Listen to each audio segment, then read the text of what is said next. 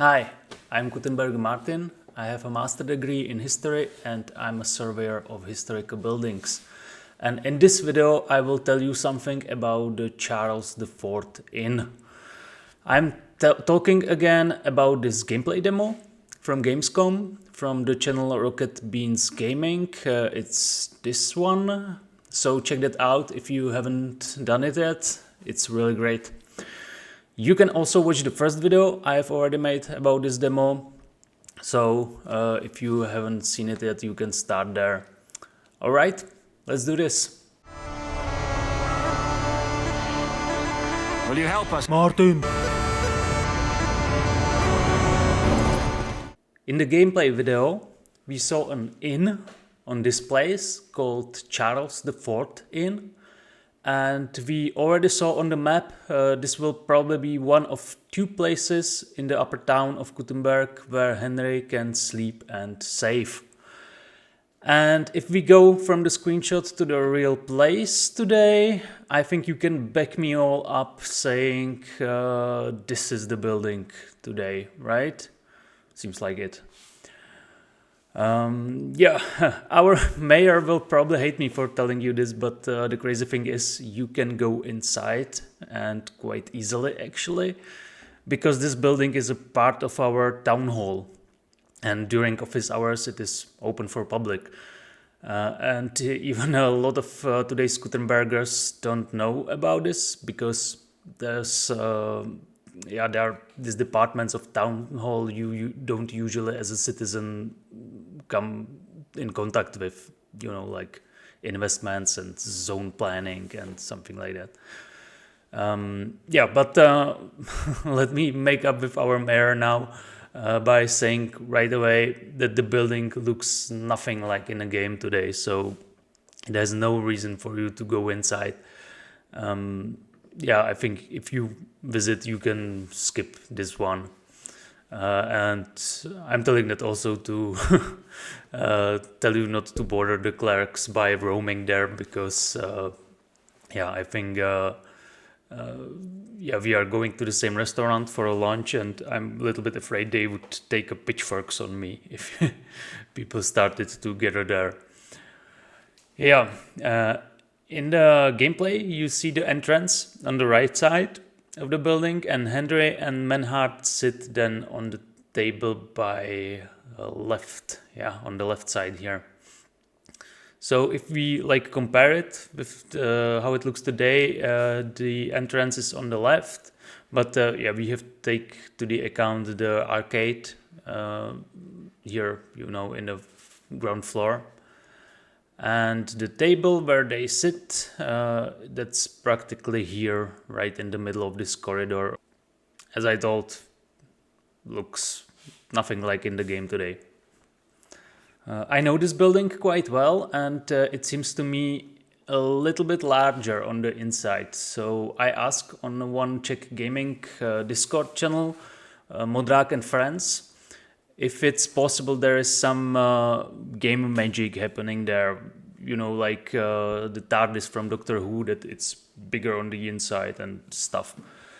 And the most qualified person answered me, one of the lead designers, Viktor Botsan from Warhorse, assured me that the interiors are in the right proportions with the exteriors. So only tricks they use there, and only sometimes, it's they made the walls a little bit thinner. I explain. In Kutná Hora, it's quite usual. We have like 1 meter walls by the buildings, especially in the ground floor. So it means if you have like 8 meters wide building cloth, you take 1 meter on each side. It means you are already a quarter of space. You have less. And also usually you have some wall in the middle, so yeah, it seems like quite a waste of space, but that's simply how the medieval buildings work out, so you have to, yeah, deal with it.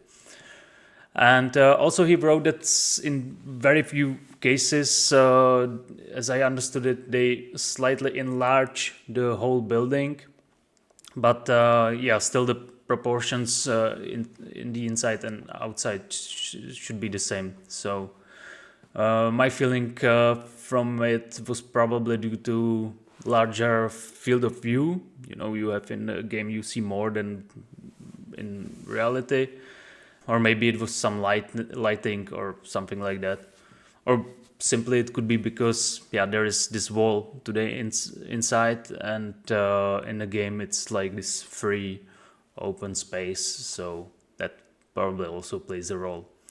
So no magic happening there. And when I was in it, I took a tiny peek into the archive on the written sources. And the earliest owner I found was a man named Tlačisvět, which is quite a weird name. It literally translated, it means world pusher. And this guy owned the house until his death in 1429. He or his family were probably not the owners in 1403, 26 years ago. Because the property in this time period changed hands pretty quickly, especially if we consider these turbulent times, like in 1403, of course, what we will see in the game, and then later, of course, the Hussite War. So, but since we don't know who owned that building in 1403 anyway, it would be quite a nice Easter egg if in KCD2 there was some word pusher named guy tending a bar or something like that, would be cool. Oh, and one last thing. Do you remember in the last episode I had this very complicated and elaborated theory why they are selling hops in front of this house? Well, it turns out I took quite a detour to make that conclusion, because in this written source I now read from 1429, they don't call the market meat market or beer market as I know it from other sources, but they call it simply hopring, which literally means hop market. So there was no need for me to make such a complicated train of thoughts. But it's nice to be right. Alright, that's all for now. It was short, just a small pebble in this mosaic of our town's history. Please subscribe and tell your friends if you haven't done it yet. And all of you who done that, I really appreciate it. You are great. Thanks for watching and see you next time. Bye.